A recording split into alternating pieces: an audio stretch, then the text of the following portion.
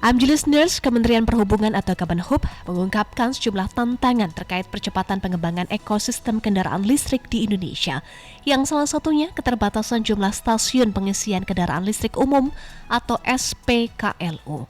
Selain ketersediaan SPKLU, Direktur Jenderal Perhubungan Darat Kemenhub, Hendro Sugiatno, mengungkapkan bahwa Kemenhub juga mendorong agar Kementerian Perindustrian membuat standar terkait baterai kendaraan listrik baik dari bentuk maupun spesifikasi.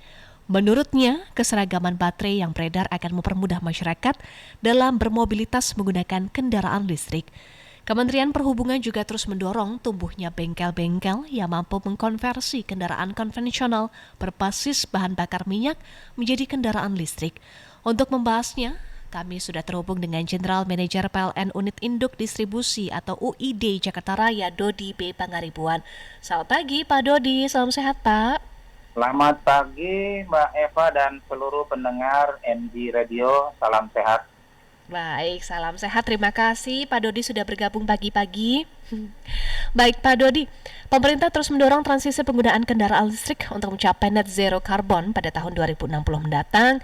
Dan sejalan dengan itu, pemerintah juga mendorong adanya stasiun pengisian kendaraan listrik umum atau SPKLU. Nah, bagaimana progres SPKLU dari PLN hingga awal November 2022 atau hingga tanggal 3 November ini? Ya.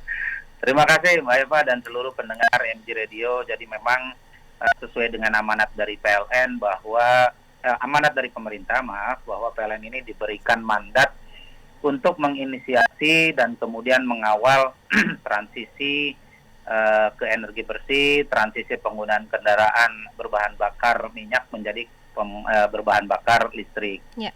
Nah, untuk itu diperlukan infrastruktur pengisian, ya. Dan infrastruktur pengisian kendaraan listrik ini sebetulnya terbagi dua. Yang pertama adalah di rumah sendiri, yang berdasarkan pengalaman dari negara lain itu sekitar 85% pemilik kendaraan listrik ini mengecas di rumah. Nah, yang kedua ada pengecasan atau pengisian ulang di luar rumah. Ya, inilah yang kita sebut dengan SPKLU atau stasiun pengisian kendaraan listrik umum.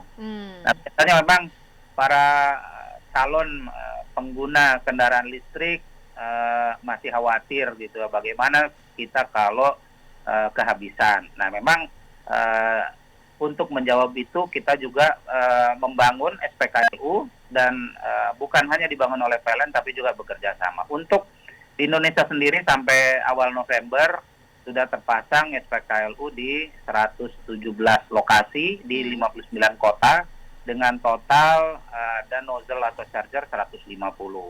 Nah, itu kalau untuk di Indonesia. Yeah. Nah, untuk di Jakarta sendiri ada 26 lokasi dengan 38 charger, ya, termasuk satu SPKLU mobile, Mbak. Jadi kalau misalnya satu kendaraan listrik yang kehabisan, nggak bisa ngecas, masih jauh ke SPKLU, kita bisa dipanggil dan kemudian SPKLU mobil bisa datang untuk melakukan pengecasan di lokasi.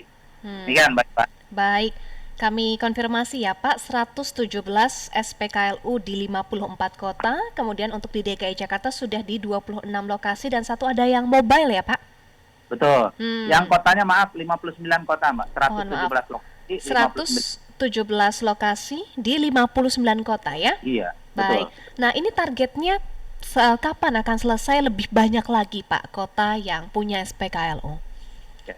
Kalau target sebetulnya kan disesuaikan dengan ini ya, dengan peta jalan dari pemerintah. Ya, jadi pemerintah ini kan juga punya peta jalan kendaraan listrik itu perbandingannya 1:10.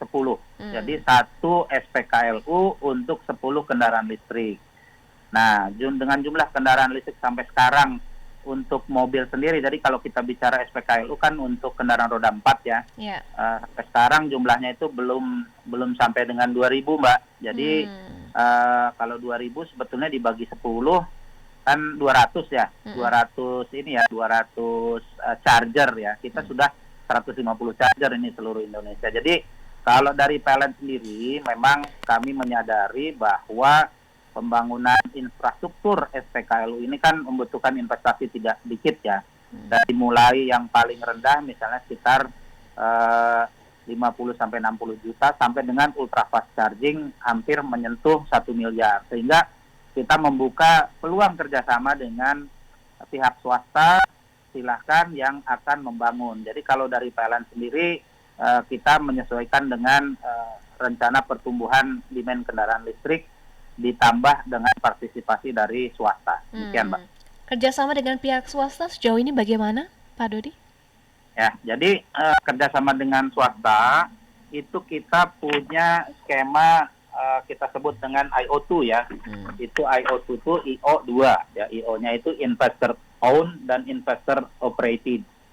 Ya, jadi ini seperti misalnya contoh di salah satu lokasi bahwa pengusaha memberikan modal ya, kemudian bisa membeli paket ke PLN ya. Ada berapa paket misalnya, jadi paket ini berdasarkan jenis charger, ada mulai medium charging, fast charging, dan ultra fast charging. Yang membedakan apa? Medium charging ini adalah misalnya dayanya 25 kW, kemudian fast charging 50 kW, dan ultra fast charging lebih dari 100 kW. Nah, makin besar atau makin besar daya atau makin cepat pengisian, tentu akan lebih mahal harga paketnya, demikian. Baik. Nah, untuk dengan kendaraan pemakaian minim, masyarakat bisa mengisi di rumah. Tadi Bapak juga sampaikan di rumah bisa mengisi sendiri. Nah, caranya seperti apa kalau mau punya SPKL di rumah? Kalau di rumah ya, jadi SPKL gini. Perbedaan antara kendaraan berbahan bakar minyak dengan kendaraan berbahan bakar listrik sebetulnya bukan hanya di mesinnya, tapi juga kalau di rumah, kalau pemilik kendaraan listrik itu seperti kita memiliki SPBU di rumah gitu ya. Jadi ini salah satu kelebihannya, bisa ngecas kapan saja di rumah. Nah, beberapa kemudahan yang diberikan oleh PLN. Jadi kalau misalnya saya ingin membeli kendaraan listrik, ya, langsung kita datang ke dealer kendaraan listrik, kemudian harga tersebut sudah include atau dibundle atau dipaket dengan pemasangan home charger. Jadi calon pemilik ini tinggal datang, kemudian udah tekan-tekan perjanjian jual beli segala macam, apakah pakai kredit atau lunas, kemudian dari sana sudah bekerja sama dengan PLN. Ya, diperintahkan oleh kepada petugas kami untuk langsung memasang. Ya, apakah diperlukan pasang baru ataukah hanya tambah daya saja?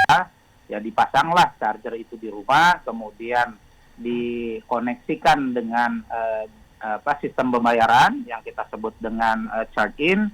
Nah, di sini kami juga memberikan beberapa kemudahan, ya, mulai dari diskon pasang baru, ya, untuk charger hanya 850.000 saja dari harga normal 10,5 juta rupiah untuk satu fast. Jadi kalau untuk 3 fast harga normalnya 14,6 juta, kita hanya kenakan 3,5 juta.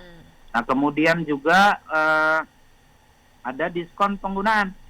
Jadi kalau ngecas di rumah dengan harga listrik rumah yang sudah lebih murah daripada harga listrik di SPKLU, karena sudah lebih murah, kita kenakan lagi, ya, diskon 30% untuk ngisi di rumah dari jam 10 malam sampai dengan jam 5 pagi. Jadi sudah banyaklah gitu ya, fasilitas atau insentif yang diberikan oleh PLN supaya SPKLU ini bertambah banyak dan penggunanya semakin berminat. Baik, banyak diskon, banyak insentif. Ini adalah langkah juga ya Pak, agar masyarakat bisa beralih ke mobil listrik. Sampai kapan diskonnya, Pak Dodi?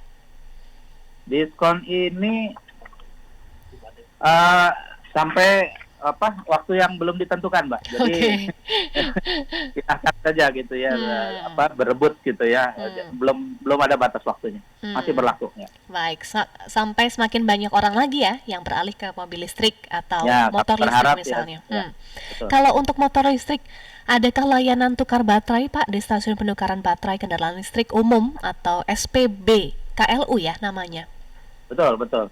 Jadi kita juga bekerja sama ya dengan para operator. Jadi untuk stasiun penukaran baterai kendaraan listrik umum atau SPBKLU ini sementara memang baru dioperasikan oleh para operator semacam kita sebut dengan ojek online ya. Nah, kita ada beberapa dan kerjasama kami adalah menyediakan lokasi-lokasi di kantor PLN ya, termasuk di luar PLN itu misalnya di beberapa sebut saja gitu ya, mungkin di Indomaret, di Alfamart gitu. Jadi kemudahan penukaran baterai ini memang untuk mengatasi kekhawatiran kalau ngecasnya dianggap cukup lama. Jadi sama seperti galon ya, galon air mineral, pemilik motor itu tinggal datang kemudian melakukan penukaran, baterai yang kosong ditukar dengan baterai yang penuh. Nah ini juga kita dorong kerjasama dengan pihak swasta atau operator. Termasuk kerjasama atau kemitraan untuk SPKLU dan SPBKLU ini, Pak? Caranya seperti apa? Syaratnya bagaimana, Pak? Nah, kalau kemitraan ini ya tadi seperti saya sampaikan di awal ya, ada berupa IO2 ya. Jadi itu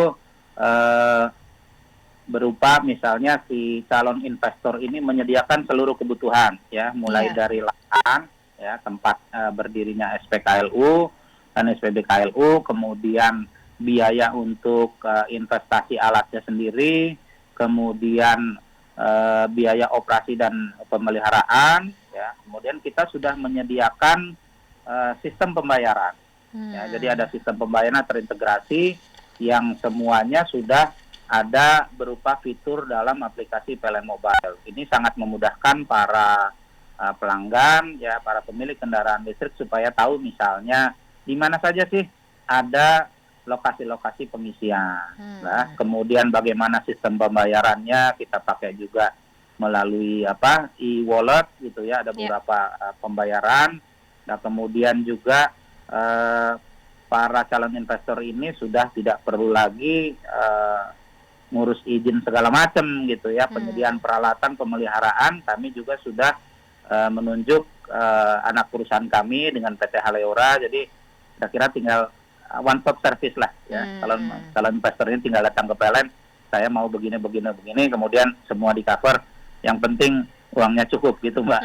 Baik, Pak. Kalau dihitung dalam persen, seberapa siap sih Indonesia, infrastruktur Indonesia untuk menuju transisi energi bersih? Kalau terkait dengan ini ya, dengan kendaraan listrik ya. Ini kan yang pertama kali menjadi concern adalah apakah cukup ini listriknya ya. Karena saya di Jakarta, saya berikan data bahwa permintaan kebutuhan listrik di Jakarta sendiri pada saat beban puncak itu 5.400 megawatt. Ya, sedangkan kemampuan pasoknya itu lebih dari 8.000 megawatt. Ya, jadi sebetulnya masih ada cadangan sekitar 30%. Dan ini siap digunakan gitu ya, dan ini 3.000 atau 2.500 megawatt ini bukan angka kecil gitu ya, karena contoh saja tadi satu tempat pengisian paling-paling perlunya 0,05 megawatt. Jadi kalau udah ordernya ribuan ini sudah besar sekali. Jadi dari segi kesiapan listrik kita siap. Kemudian kedua, dari segi kesiapan sistem pengisian atau charging. Ya, tadi sudah kami sampaikan bahwa selain PLN kita juga membuka peluang kerjasama. Ini untuk mempercepat sebetulnya ya. Dan setelah itu dipenuhi, kemudian kami juga menyiapkan dalam kondisi emergency ada yang namanya SPKLU Mobile. Ya, supaya ini mirip kalau kendaraan mogok ya, kita panggil misalnya mobil derek lah kira-kira gitu. Tapi ini ngecas di tempat ya. Kemudian yang terakhir, nah ini saya juga membaca ya di media bahwa akan ada insentif tambahan dari pemerintah ya, selain insentif yang sekarang misalnya bebas bea balik nama kendaraan ya, kemudian ganjil genap. Ini yang sangat menarik, ganjil genap ini, Mbak. Jadi sekarang ini kan di Jakarta bebas nih kalau kendaraan listrik dengan plat nomor ada garis biru di bawahnya, ini bebas melenggang ya, tidak perlu kita khawatir kena tilang elektronik. Ya, dan yang diharapkan selain itu adalah insentif harga kayaknya Mbak, mungkin dari pajak atau apa, Iya. karena harga 2 kali lipat dari kendaraan biasa. Betul, itu Pak yang masih menjadi hambatan Pak, harganya. Betul, betul.